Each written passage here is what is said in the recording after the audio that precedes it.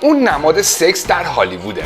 مرلین مونرو هنرپیشه امریکایی که عمر کوتاهی داشت و فقط 36 سال زندگی کرد. اون عاشق بازیگری بود و برای رسیدن به آرزوش حاضر بود دست به هر کاری بزنه. Yes? Jim, Jack, Jeffrey. No, it's just that I'm languid. Well, how do you do? It's nice to know you. اما چیزی که باعث شد مریلین مسیر موفقیت رو خیلی زود طی بکنه برقراری رابطه جنسی با افراد پرنفوذ بود. با اینکه خیلی ها اون رو یک بلوند احمق میدونستن، ولی اون عاشق مطالعه بود. این دختر اینقدر خوش استایل و زیبا بود که حتی با پوشیدن گونی برنج هم از جذابیتش کم نمیشد. چهره مریلین همیشه خندون بود، اما پشت این چهره یک دختر غمگین و افسرده زندگی میکرد. مونرو زنی با استعداد، باهوش و شکننده بود که پیچیده تر از زن اغواگری بود که مردم روی پرده سینما میدیدن. چرا مرلین مونرو تبدیل به نماد سکس در هالیوود شد و علت روابط متعدد مریلین با مردان چی بود؟ سلام رفقا، امیدوارم که حالتون خوب باشه. مرلین مونرو از اون بازیگراییه که زندگی بسیار عجیب و غریب و همچنین سختی داشته. تو این ویدیو قراره وارد زندگی پر رمز و راز این بازیگر جذاب بشیم.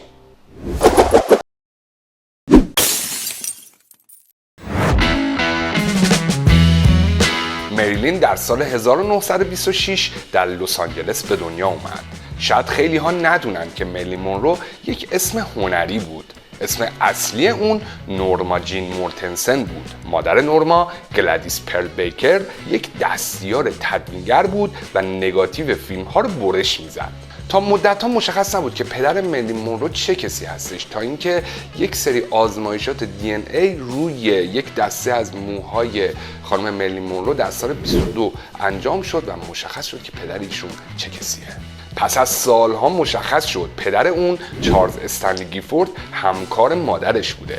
گلادیس مادر نورما عاشق مهمونی بود و از دیدگاه فکری و مالی برای بزرگ کردن بچه آماده نبود و چند هفته بعد از به دنیا اومدن نورما جین اون رو پیش یک خانواده موقت گذاشت. آیدا و آلبرت بولندر زن و شوهری بودن که نورما رو با اصول اخلاقی تربیت کردن. هر گونه سرگرمی در خونه اونا ممنوع بود. مثلا اونها فکر میکردن سینما یک وسوسه شیطانیه و افرادی که به سینما میرن مستقیما به جهنم خواهد رفت. البته مادر نورما جین اون رو کاملا رها نکرده بود و هزینه نگهداری اون رو کامل پرداخت میکرد و آخر هفته به دیدار اون میرفت. تنها دوست این دختر بچه یک سگ ولگرد به نام تیپی بود، اما زمانی که مرلین 7 ساله شد یکی از همسایه ها به خاطر اینکه اون سگ زیاد پارس میکرد به تیپی شلیک کرد و اون رو کشت. نورما مدت‌ها به خاطر سگش گریه کرد تا اینکه بالاخره مادرش گلادیس به سراغ اون میاد و نورما رو با خودش میبره که بتونن با هم دیگه زندگی بکنن. البته این کار مادر اون به خاطر حس مادریش نبود. داشتن یک فرزند به مادر نورما جین اجازه میداد تا بتونه برای خونه نزدیک به هالیوود وام بگیره و مجبور شد به خاطر این وام دخترش رو خودش بزرگ بکنه. مادر نورما جین این خونه رو با 3 مستاجر دیگه شریک بود تا بتونه اوضاع مالیش رو خود سر و سامون بده. در ابتدا عادت کردن به شیوه جدید زندگی برای این دختر بچه خیلی سخت بود. نورما توسط افرادی احاطه شده بود که دنیای اونها با زن و شوهری که باشون زندگی میکرد کاملا متفاوت بود.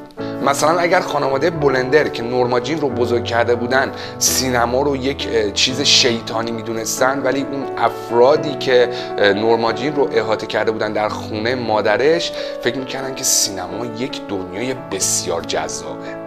در سال 1934 گلادیس دچار یک بیماری روانی شد و بعد از چند ماه استراحت به بیمارستان برده شد و اون بقیه زندگیش رو در بیمارستان‌های مختلف گذروند و خیلی کم پیش می‌اومد که با دخترش تماس بگیره. نورما تحت مراقبت دولت قرار گرفت و دوست مادرش گریس که با هم در استودیو کار می‌کردن حضانت این دختر رو بر عهده گرفت. در اون دوران خانم گریس یک زن مجرد بود که علاقه زیادی به نورما جین داشت و اونو مثل دختر خودش میدونست و در واقع اولین کسی که پیشنهاد یا ایده بازیگری به نورما جین رو داد همین خانم گریس بود. گریس اون رو به تئاتر میبرد تا نورما جین رو با دنیای بازیگری آشناش بکنه. اما ماجراهای ناگوار این دختر بچه همچنان ادامه داشت. این خانم مجرد بالاخره رفت سر زندگیشو ازدواج کرد، ولی به خاطر شرایط مالی بدی که داشتن نتونستن دیگه از نورما جین نگهداری بکنن و شوهرش مجبورش کرد که اون رو به پرورشگاه ببره. گریس اون رو با ناراحتی به یتیم خونه برد، اما همچنان هر شنبه به ملاقات اون میرفت. وقتی این دختر زیبا 11 ساله شد، گریس دوست مادرش که به این دختر خیلی وابسته بود اون رو از یتیم خونه پس گرفت.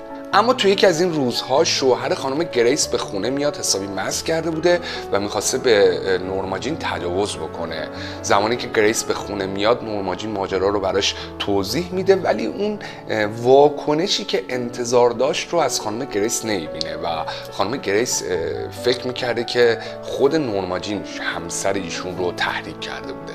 این اتفاق باعث شد تا نورما دچار لکنت زبان بشه و تا مدت‌ها سعی میکرد که از شر اون خلاص بشه. خانم گریس عمه بزرگ نورما رو پیدا کرد و این دختر رو پیش اون فرستاد و با همه این اتفاقهایی که افتاده بود باز هم ارتباط خودش رو با نورما قطع نکرد. در سال 1938 پسر عموی نورما جین اون رو مجبور میکنه که باش رابطه جنسی داشته باشه و ایشون به خاطر همین مسائل هی مجبور بوده که از این خونه به اون خونه فامیل هی در رفت و آمد باشه. در اون دوران این دختر زیبا تمام پول تو جیبی خودش رو صرف رفتن به سینما میکرد. مرلین مونرو در مصاحبه‌ای گفته بود من جهان پیرامونم رو دوست نداشتم چون یه جورایی شوم بود. بعضی از خانواده‌های موقتم معمولاً من رو به سینما میفرستادن و من از روز تا شب تمام زمانم رو در اونجا سپری میکردم. در اونجا یک بچه کاملا تنها پیش یک صفحه نمایش خیلی بزرگ بود و من اون رو دوست داشتم. نورما در سن 12 سالگی متوجه شد که یک خواهر ناتنی بزرگتر به نام برنیس داره. اون از این کشف خودش خیلی راضی بود و شروع کرد به ایجاد رابطه با خواهرش از طریق نامه‌نگاری و این رابطه با خواهرش تا سالهای پایانی زندگی مونرو ادامه داشت. نورما در سن 15 سالگی شرایط سختی رو داشت. اون دیگه نمیتونست توسط سرپرستانش حمایت بشه و گریس و همسرش هم به ایالت دیگه‌ای نقل مکان کرده بودن. نورما درست بعد از تولد 16 سالگیش با پسر 21 ساله همسایه‌شون به نام جیمز داگرتی ازدواج کرد. دلیل ازدواج نورما جین هم این بودش که اون خسته شده بود از زندگی توی یتیم خونه و ازدواج کردن بهترین راه حل بود برای خلاص شدن از این موضوع. در سال 1943 جیمز شوهر نورما به نیروی دریایی رفت و یک سال بعد اون و نورما به همراه خانواده همسرش به اقیانوس آرام رفتن. نورما در یک کارخونه مهمات سازی شغلی پیدا کرد. در سال 1945 یک عکاس ارتش به نام دیوید کانور به کارخونه اومد و مأمور شد تا از دخترانی که توی اون کارخونه مهمات سازی کار میکنن عکس‌های روحیه بخش بگیره. اون متوجه نورمای 19 ساله زیبا شد و به اون پیشنهاد داد که به عنوان یک مدل کار بکنه. نورما حالا روی ابرها زندگی میکرد. دختری که هیچ کس بهش توجهی نداشت حالا بالاخره کسی پیدا شده بود که چیزی بزرگ رو در اون کشف کرده بود. در سال 1945 نورما کار در کارخونه رو رها کرد و برای کانوور و دوستان اون مدل شد. نورما جین بدون توجه به شوهرش نقل مکان کرد و با یک آژانس مدلینگ به نام بلو بوک یک قراردادی امضا کرد. این دختر جذاب به یک مدل محبوب تبدیل شد. بعد از گذشت 6 ماه از فعالیت نورما در صنعت مد، تصاویر اون در بیشتر از 30 مجله چاپ شد. نورما جین از زمان تولدش بلوند نبود و آژانس بلو بوک اون رو متقاعد کرد که موهاش رو روشن‌تر بکنه، چون بلوندها میتونن پیشنهادهای شغلی بیشتری رو دریافت کنن و نورما جین قبول کرد که موهاش رو رنگ بکنه و رنگش رو روشن‌تر بکنه. در واقع نورما جین حاضر بود برای به دست آوردن آرزوهاش و رویاهاش دست به هر کاری بزنه. نورما 12 رنگ طلایی مختلف رو امتحان کرد تا به رنگ دلخواهش برسه، اما صنعت مد نورما رو راضی نمی‌کرد و اون آرزوی بازی در یک فیلم داشت. در سال 1946 مونرو از طریق رئیس آژانسی که باش قرارداد داشت با یک آژانس بازیگری آشنا شد و یک تست صفحه نمایش در کمپانی فاکس قرن 20 انجام داد. نورما تو این تست قبول میشه و کمپانی قرن 20 یک قراردادی با ایشون میبنده با هفته‌ای فقط $75. قبل از امضای قرارداد رئیس بخش بازیگری استودیو بن لاین با نورما تماس گرفت و بهش گفت که اسم نورما جین مورتنسن اسم خوبی برای یک ستاره سینما نیست و اسم مرلین مونرو رو برای این بازیگر انتخاب کرد. در واقع مونرو اسم واقعی مادر مرلین قبل از ازدواج بود و اسم مرلین رو به یاد مرلین میلر که اون هم یک بازیگر بود انتخاب شد که نورما جین شباهت زیادی با اون داشت و اینجوری بود که اسم مرلین مونرو متولد شد. در این زمان رابطه مرلین و شوهرش اصلا خوب نبود و در سال 1946 از همدیگه جدا شدن. مرلین 6 ماه رو در استودیو فاکس سپری کرد تا بازیگری، خوانندگی و رقصیدن رو یاد بگیره. اون فرایند ساخت فیلم ها رو هم مشاهده میکرد و قراردادش در سال 1947 تمدید شد و در فیلم های سالهای خطرناک و اسکوداهی نقش های کوتاهی داشت. Hi, small change. Hey, wait. I got money tonight. Am I going to see you later? I'm not too tired. But Evie, I thought we had a date. Look, this tray weighs a ton.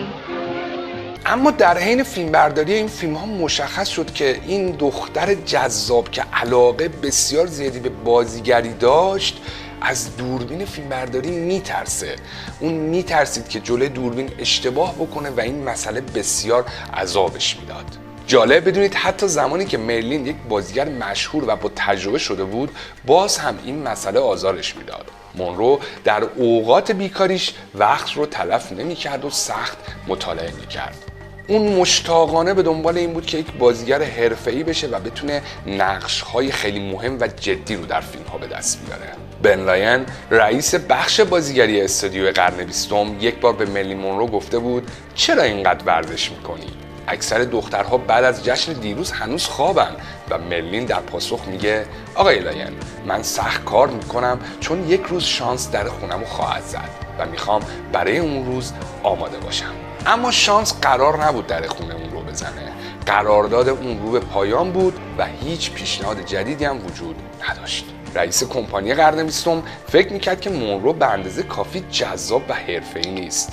در سال 1947 قرارداد مرلین به پایان رسید و استودیو قصد نداشت اون رو تمدید بکنه و اون متوجه شد با وجود تعداد زیاد دختران جذاب و زیبا کار سختی در صنعت سینما داره.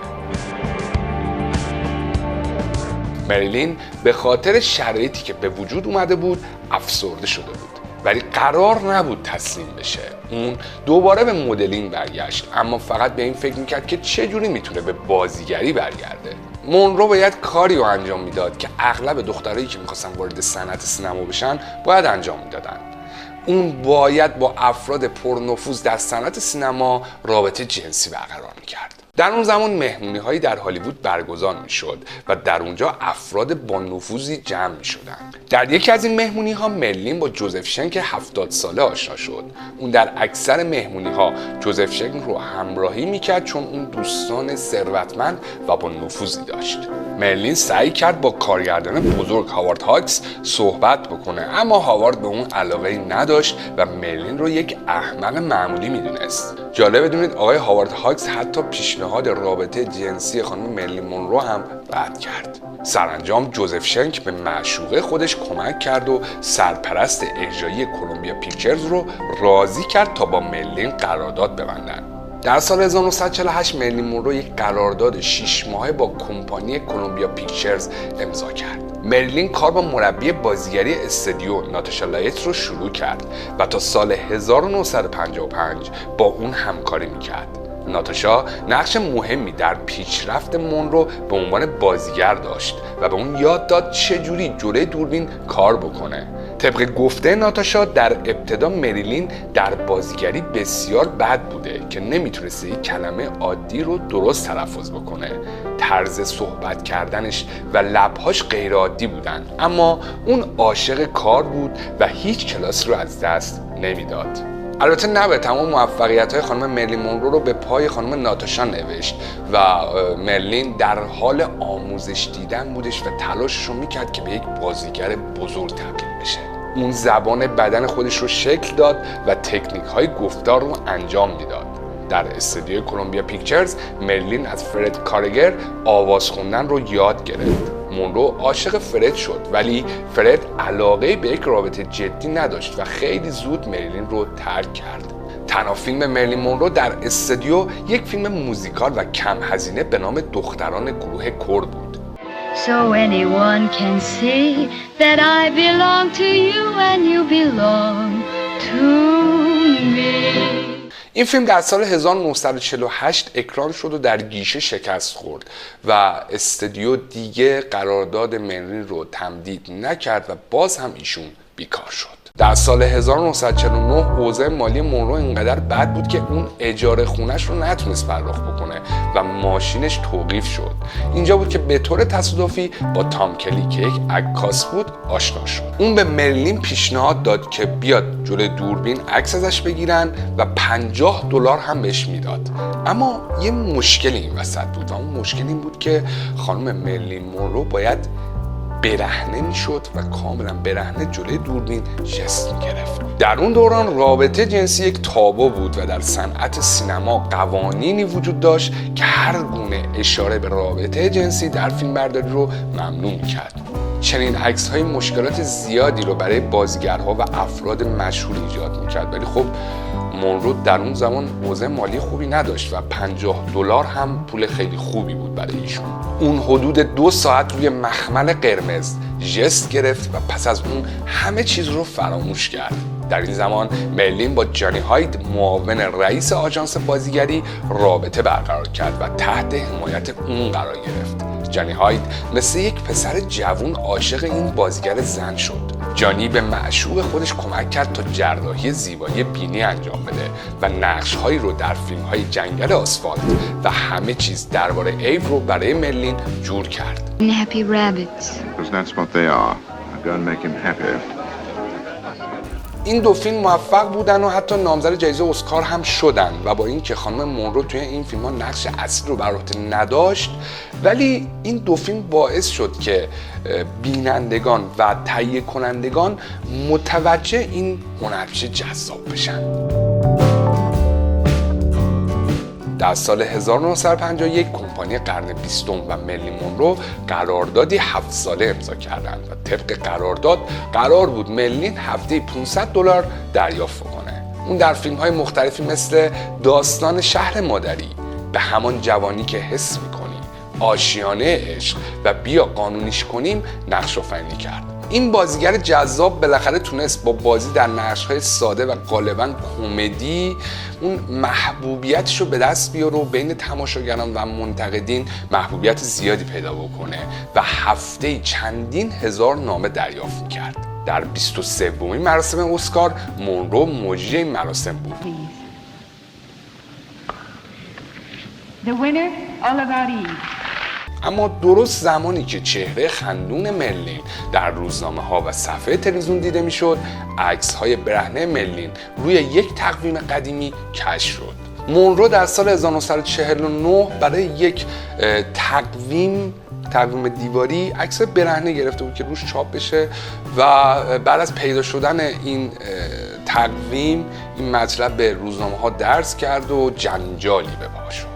تهیه کننده های استودیو وحشت داشتن که این کار باعث از بین رفتن حرفه مرلین بشه و به اون دستور دادن که همه چیز رو انکار بکنه، اما مونرو کارها رو به سبک خودش انجام میداد. مونرو و استودیو تصمیم گرفتن که برای پیشگیری از ورود آسیب به حرفش بهتره که اون اعتراف بکنه و در همین حال بر این مسئله تاکید بکنه که مونرو در اون زمان بیپول بوده و 1 سنت هم در جیبش نداشته و مجبور بوده با انداختن این عکس‌ها هزینه زندگیش رو بده. این استراتژی جواب داد و تاثیر خیلی خوبی روی مخاطبین گذاشته بود و علاقه به فیلم‌های خانم مونرو بیشتر شده بود. در حالی که خیلی از بازیگرها تحت نظر بودن تا وارد رسوایی جنسی نشن، مونرو خیلی واضح و روشن گفت بله، من همون بلوند برهنه روی تقویم هستم. در این زمان مرلین در تلاش برای پیدا کردن پدرش بود. در تمام این سالها این بازیگر به این فکر بود تا با پدرش چارلز استنلی گیفورد ملاقات بکنه. در سال 1952 بالاخره مرلین تونست شماره تلفن پدرش رو پیدا بکنه، ولی وقتی با اون تماس گرفت پاسخ خوبی نشنید. پدرش به اون گفت ببین من متأهل هستم و خانواده دارم. من چیزی برای گفتن به شما ندارم و با وکیلم تماس بگیر.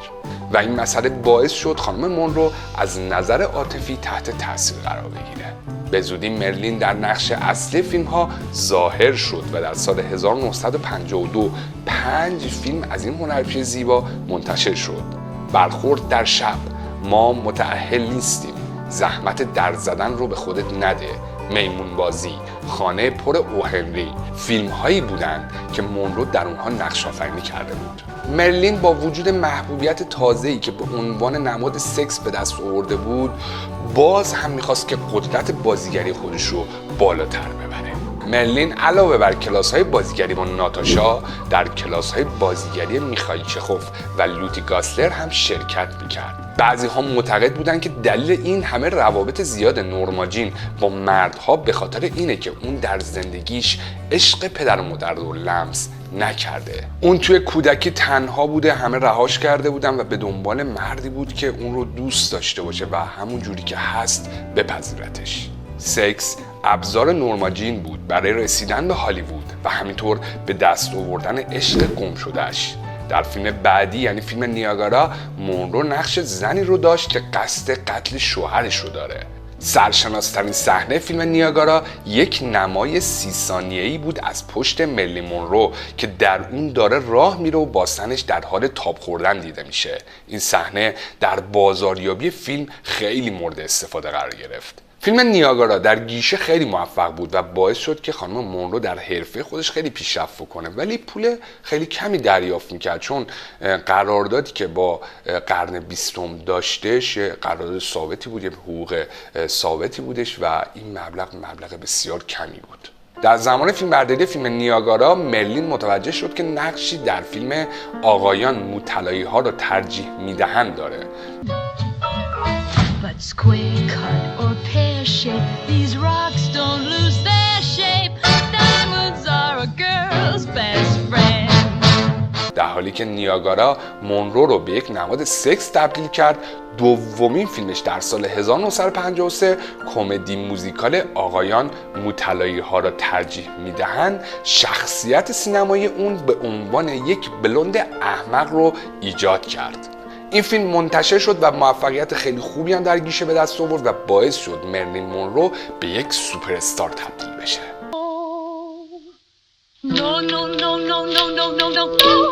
مونرو در سال 1954 با ستاره بیسبال جو دیماجیو ازدواج کرد. مطبوعات و طرفدارهای اونها بسیار خوشحال بودند، اما شادی این زوج زیاد دوام نیاورد. خیلی زود مشخص شد که آقای جو دیماجیو دنبال یک زن خونه داره، یک زنی که براش آشپزی بکنه، خونه داری بکنه و بچه های زیادی رو به دنیا بیاره. خب خانم مرلین مونرو هم هیچ شخصیتی نبود، با اینکه البته مونرو خیلی تلاش کرد و حتی به خاطر اینکه این رابطش با آقای دیماجیو حفظ بشه آشپزی رو یاد گرفت، ولی باز هم این بازیگر علاقه اولش بازیگری بود. جو دیماجیو حسابی از رسوایی هایی که برای مرلین پیش می اومد ناراحت بود. یکی از دوستای مرلین از اون پرسید علت ازدواجت با جو دیماجیو چی بود و اون در جواب میگه اون در تخت خواب عالیه. تنش‌های این زوج بیشتر شد و در فیلم خارش 7 ساله به کارگردانی بیلی وایدر به اوج خودش رسید. فیلمبرداری معروفترین صحنه این فیلم نزدیک به 3 ساعت طول کشیده بود. علاوه بر گروه فیلمبرداری حدود 100 عکاس مرد و نزدیک به 2000 نفر تماشاچی حضور داشتند. هر بار که دامن این بازیگر بالا میرفت، جمعیت به معنای واقعی کلمه خوشحال میشدن و فریاد میزدن. Oh, do you feel the breeze from the subway? Isn't it delicious?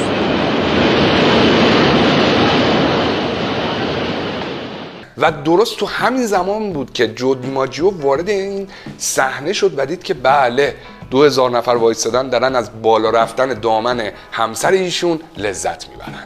آخر شب در هتلی که مونرو و دیماجیو در اون اقامت داشتن، کسانی که تو اون هتل بودن با فریادهای خشمگین جو از خواب بیدار شدن. گفته میشه اون حتی روی مونرو دست بلند کرده بود و دستان مرلین کبود شده بود. مرلین مونرو به خاطر آزارهای روانی درخواست طلاق میده و بعد از 9 ماه زندگی این زوج از هم دیگه جدا میشن. در همین دوران تنش بین این بازیگر و کمپانی قرن 20 بر سر قرارداد ناعادلانه بالا گرفت. مرلین از دستمزد پایینش ناراحت بود و اون حتی در انتخاب نقش‌هاش هم هیچ دخالتی نداشت. اون در یک مصاحبه گفته بود که هنرپیشه یک ماشین نیست، اما اونها باهاش مثل یک ماشین برخورد میکنن. و این درگیری ها باعث شد مونرو از کار معلق بشه، اما مونرو از هالیوود به نیویورک رفت و کمپانی خودش رو با همکاری یک عکاس به نام میلتون گرین تأسیس کرد. در سال 1955 یک جنگ حقوقی بین مونرو و کمپانی قرن 20 شروع شد. مرلین مونرو کتابخونه بزرگی با 400 کتاب ارزشمند داشت. اون عاشق دانش بود و اون حتی در کلاس‌های عصرانه ادبیات دانشگاه هم ثبت نام کرد. در سال 1955 اوا آرنولد یک عکس از مونرو گرفت که در حال کتاب خوندن بوده و خیلی ها مسخره‌اش کردن، میگفتن که بلوند احمق میخواد باهوشتر به نظر برسه، ولی خود این عکاس گفته بوده که این عکس کاملا تصادفی گرفته شده بوده. در این سال مونرو به کلاس‌های بازیگری لی استراسبرگ رفت. البته به خاطر اینکه اون خجالتی بود به صورت خصوصی و در خونه لی استراسبرگ آموزش میدید. استراسبرگ بازیگران بزرگی مثل مارلون براندو، جیمز دین، آل پاچینو و خیلی هنرپیشه‌های دیگر رو آموزش متد اکتینگ داده بود. استراسبرگ توانایی بازیگری رو در خانم مونرو دیده بود و بهش کمک کرد تا مهارت‌هاش رو افزایش بده. این بازیگر بلوند پاولا همسر استراسبرگ رو جایگزین مربی بازیگری قدیمی خودش ناتاشا لیتس کرد و خانواده استراسبرگ تا پایان حرفه مونرو نقش مهمی در زندگیش ایفا کردند. استراسبرگ در کلاساش متوجه شد که مرلین روز به روز خجالتی تر میشه و از لحاظ روانی مشکلات زیادی داره. از روی عادت مونرو سعی کرد با استراسبرگ رابطه جنسی برقرار بکنه، اما اون قبول نکرد و اعتقاد داشت که روابط جنسی در کار اونها خلل ایجاد میکنه. به دستور لی استراسبرگ این بازیگر به جلسات روانکاوی رفت، چون استراسبرگ معتقد بود که بازیگر باید با آسیب‌های عاطفیش مبارزه کنه و از اونها در اجراهاش استفاده بکنه. تو این زمان کمپانی قرن 20 تسلیم شد. چرا؟ چون خانم مرلین مونرو یک بازیگر پولساز بود و کمپانی قرن 20 نمیخواست چنین فرصتی رو از دست بده. و در سال 1955 مونرو و فاکس قرارداد 7 ساله تازه‌ای رو امضا کردند. فاکس برای ساخت 4 فیلم $400,000 به اون پرداخت میکرد و حق انتخاب پروژه‌هاش، کارگردان‌ها و فیلمبردارها رو هم به اون داده بودن و مرلین مونرو بالاخره موفق شد. اون تنها بازیگری بود که تونسته بود این مدیران هالیوودی رو به چالش بکشه و شکستشون بده. اولین فیلمی که با قرارداد جدید با قرن 20 ساخته شد ایستگاه اتوبوس بود. این اولین نقش دراماتیک در دوران حرفه‌ای اون بود و حتی برای این نقش نامزد جایزه گلدن گلوب شد. I don't mean ignorant. I mean, but you do come from the Ozarks. I ain't sung hillbilly since I was... Well, not since I turned shantoos. البته در زندگی شخصی مونرو هم تغییراتی ایجاد شد. اون در زمان طلاقش از جو دیماجیو با آرتور میلر نویسنده رابطه داشت. آرتور میلر با بقیه مردهایی که مونرو میشناخت فرق داشت و اون واقعا عاشقش بود. اونها در سال 1956 با هم ازدواج کردند و 2 روز بعد از این ازدواج در یک مراسم یهودی به خاطر آرتور میلر یهودی شد. در نتیجه به خاطر یهودی شدن خانم مرلین مونرو نمایش فیلم‌های ایشون در کشور مصر ممنوع شد. مرلین در لندن فیلمبرداری فیلم جدیدش شاهزاده و شوگرل رو شروع کرد. No more, please. Oh, one more will not hurt a fly. Maybe, but you know what they say, drunk as a fly. Oh, but that is really quite excellent. I can see you have a witty little tongue, Miss Marina. این فیلم نخستین تولید مستقل مرلین مونرو پروداکشنز بود. کارگردان فیلم شاهزاده و شوگرل لارنس اولیویه بود و در زمان فیلمبرداری با هم به مشکل خوردن. مرلین دیدگاه خاص خودش رو نسبت به این فیلم و شخصیت داشت. اولیویه این بازیگر رو جدی نمی گرفت و سعی میکرد به مرلین فشار بیاره و با گفتن یک جمله کار رو بیشتر خراب کرد. تنها کاری که باید انجام بدی اینه که سکسی باشی مرلین.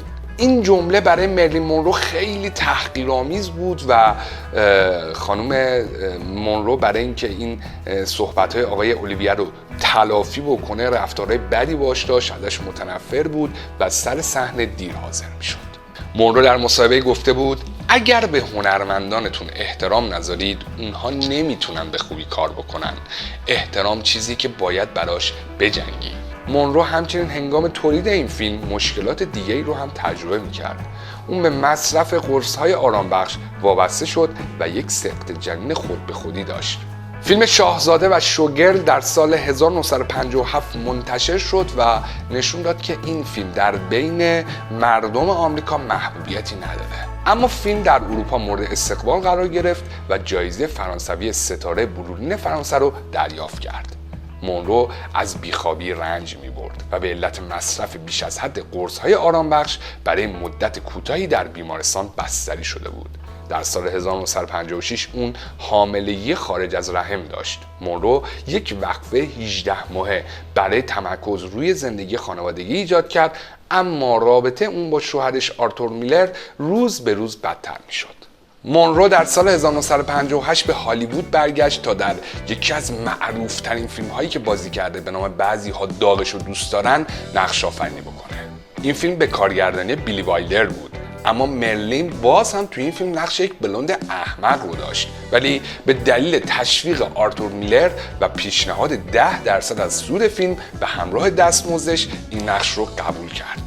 طبق معمول مرلین با تأخیر سر صحنه حاضر میشد و به خاطر قرص‌هایی که مصرف میکرد حافظش دچار مشکل شده بود و یه دیالوگ ساده هم نمیتونست حفظ بکنه و هی درخواست تکرار صحنه رو میداد. بعضی ها داغش رو دوست دارن اکران شد و موفقیت بسیار زیادی کسب کرد و این فیلم در لیست بهترین فیلم هایی قرار گرفت که تا امروز ساخته شدن.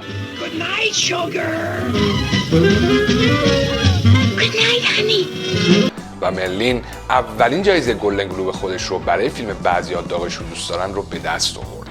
مرلین مونرو در سال 1959 سراغ فیلم بیا عشق بورزیم رفت. در اون زمان رابطه این بازیگر با میلر زیاد خوب نبود و در زمان فیلمبرداری مونرو با همبازی خودش ایو مانتن روابطی خارج از ازدواج داشت که به طور گسترده توسط مطبوعات گزارش شد. بالاخره آرتور میلر و مرلین مونرو از همدیگه جدا شدن و شروع به کار روی فیلم ناجورها کردند. فیلمنامه ناجورها رو میلر نوشته بود که قرار بود هدیه مونرو برای روز ولنتاین باشه. میلر مدت‌ها بود به مونرو قول داده بود فیلمنامه‌ای بنویسه که مرلین در اون بتونه استعداد خودش رو به عنوان یک بازیگر دراماتیک کشف بکنه. ناجورها توسط جان هیستون کارگردانی شده بود. مونرو از اینکه میلر نقشش رو در این فیلم تا حدودی بر پایه زندگی خود مرلین نوشته بود ناراحت بود. اون همچنین با عادت آرتور میلر به بازنویسی صحنه‌ها در شب پیش از فیلمبرداری مشکل داشت.